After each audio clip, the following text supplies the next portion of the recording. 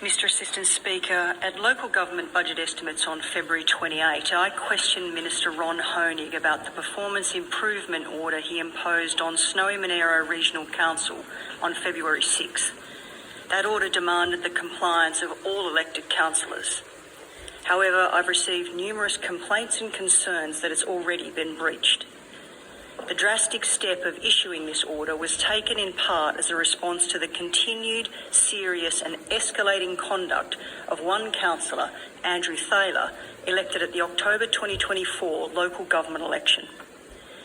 This individual has repeatedly targeted fellow councillors, including the previous mayor, who spoke in Parliament tonight on some of these very issues, as well as council staff, community members and former and current parliamentary members, myself among them. Not only is the ongoing behaviour beyond unacceptable, it's an attack on the integrity of local governance itself. Since October last year, not less than 19 formal code of conduct complaints have been lodged against this councillor, and an astonishing number that he himself has boasted about on social media. Each complaint, I'm advised, costs between $5,000 and $10,000 to investigate, placing a significant and unnecessary financial burden on ratepayers. The pattern of behaviour exhibited by this councillor has been so detrimental it's warranted multiple media reports, including a 2-page expose in the Sydney Morning Herald late last year. This also reported that prior to his election, he'd faced court on multiple occasions. In response to my budget estimates questioning, Minister Honig confirmed that all councillors had signed the performance improvement order agreeing to its stipulations. The very first required councillors to refrain from making statements, orally or in writing, that a reasonable person may consider offensive, abusive, harassing, threatening or disrespectful. Yet on social media, this councillor has subsequently called a fellow councillor, a woman he has targeted repeatedly, a big fat liar, a clear violation of the Minister's directive. And it hasn't stopped there. He has publicly declared that the same fellow councillor is not a fit and proper person to serve the people. The hypocrisy alone is staggering.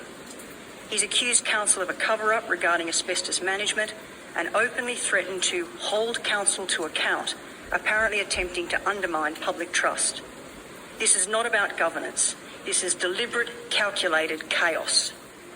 Minister Honig has acknowledged that this behaviour brings local government into disrepute.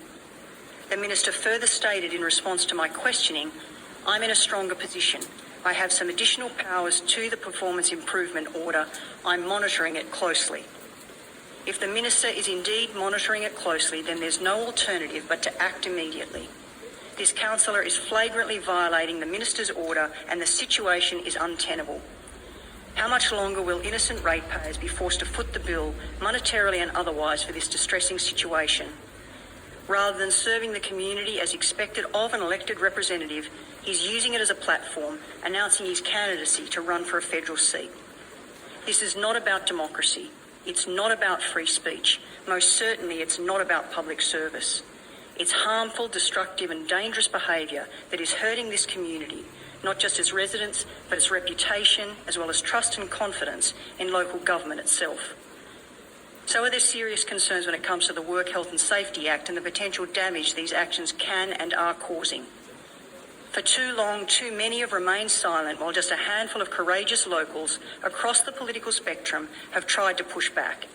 These brave hearts feel ignored, unprotected and even unsafe in the place they call home. This Labor government must not fail them. More must be done.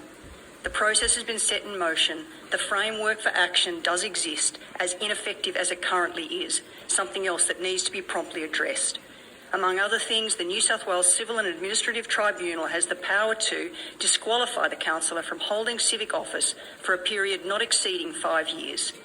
Minister Honig has the authority to act and send an unmistakable message. Such behaviour will not be ignored. Given the Broderick report on bullying and harassment handed down in New South Wales only a few years ago, it would not be tolerated at this level of government, and neither should it be excused or trivialised at the local level.